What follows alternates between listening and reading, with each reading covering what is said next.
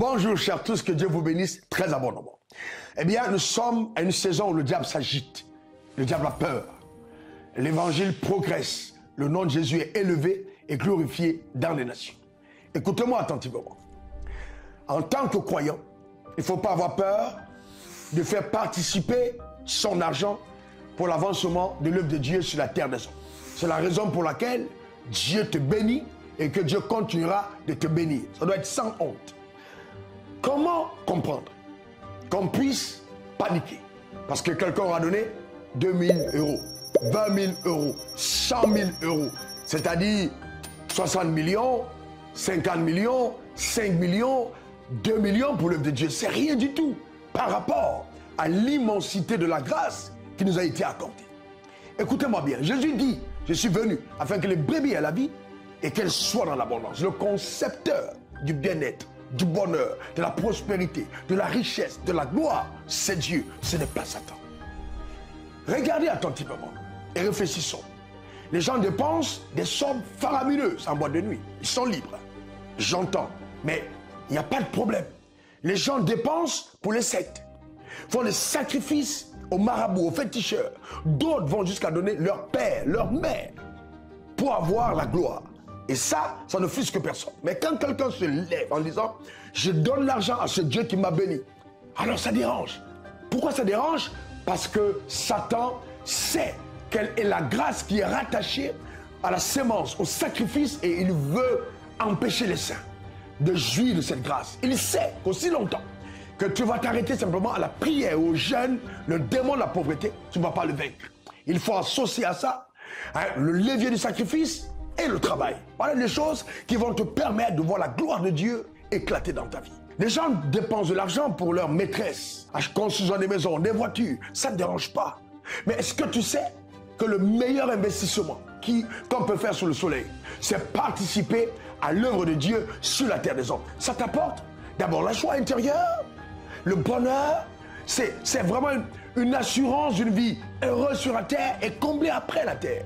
D'ailleurs, observons, quand Dieu fait sortir le peuple d'Israël d'Égypte, esclaves qu'ils étaient pendant 430 ans, ils sortent riches, enrichis par Dieu. Mais dans le désert, il n'y a pas de commerce, il n'y a pas de magasin. À quoi devait servir cet argent? Eh bien, à construire le tabernacle de Dieu. Parce que Dieu n'a pas besoin de prendre l'argent des païens pour faire son œuvre. Il a besoin de ses enfants, avec son cœur, pour soutenir son œuvre.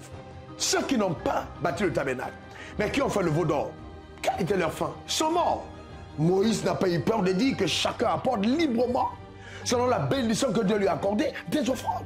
Et c'est pourquoi je voudrais dire au pasteur, n'aie pas peur, n'aie pas honte de demander aux membres de ta communauté de soutenir la construction de l'église, de soutenir les projets de l'église. Eh bien oui, c'est la raison pour laquelle nous gagnons fondamentalement. Dieu n'a pas de problème à ce que nous bâtissons nos maisons, envoyons nos enfants fréquenter des meilleures écoles, que nous soutenons nos parents, c'est tout à fait normal. Il dit lorsque tu bâtiras et habiteras de belles maisons, mais n'oublie pas l'Éternel ton Dieu. Donc Dieu doit rester la priorité. Et en le faisant, nous le faisons au nom de l'Éternel notre Dieu. Soyez sans complexe. Roulez vos belles voitures, construisez vos belles maisons, ayez vos jets privés, il n'y a aucun problème.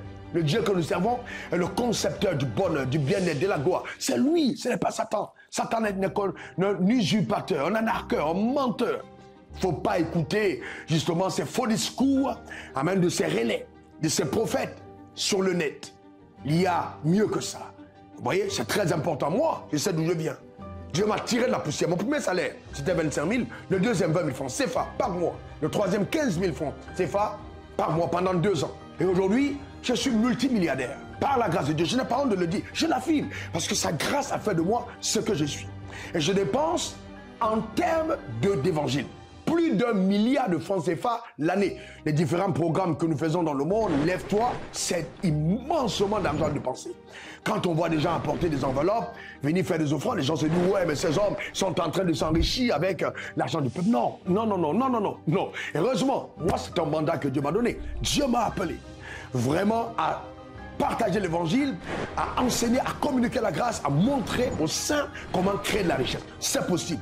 La richesse ne se vole pas, elle ne s'en a pas, elle ne se pille pas, elle ne s'escroque pas, elle se crée. Et il n'y a pas meilleur créateur de richesse que Dieu de par sa sagesse et son intelligence. Donc c'est important, vraiment très important. Regardez dans la Bible, Jésus assiste à une scène. Une femme veuve apporte 2 pièces.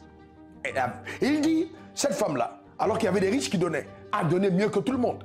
Parce qu'elle a donné tout ce qui lui restait pour vivre. J'ai dit, mais Seigneur, il aurait pu dire non, stop. Comme c'est tout ce qui te reste pour vivre, ne donne pas. Mais il dit, elle a donné mieux que tout le monde. Et s'il a apprécié, c'est parce qu'il sait que ce sacrifice allait positionner la femme dans une autre dimension de grâce et de gloire. La Bible est remplie de témoignages éloquents de ce que le sacrifice est capable de faire.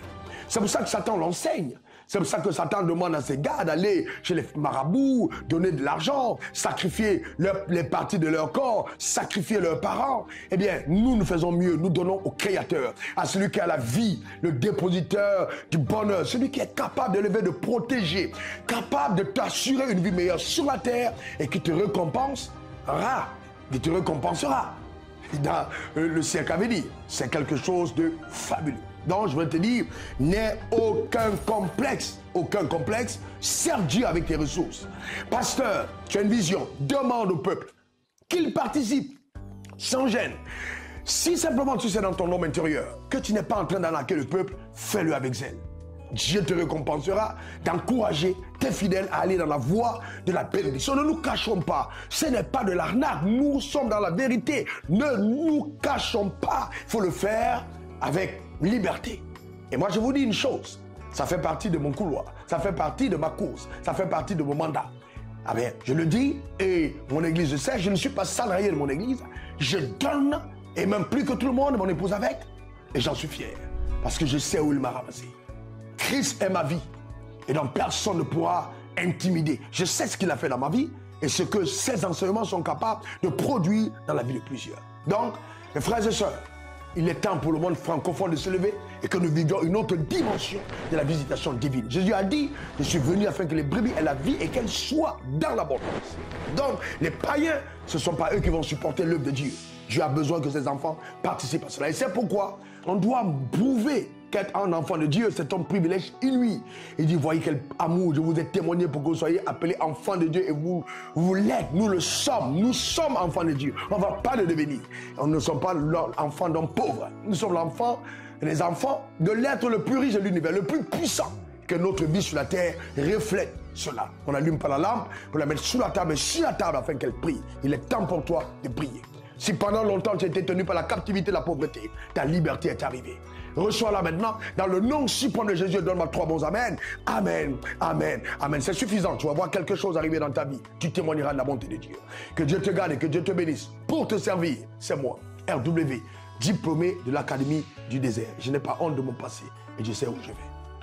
On est ensemble pour te servir. Bye bye.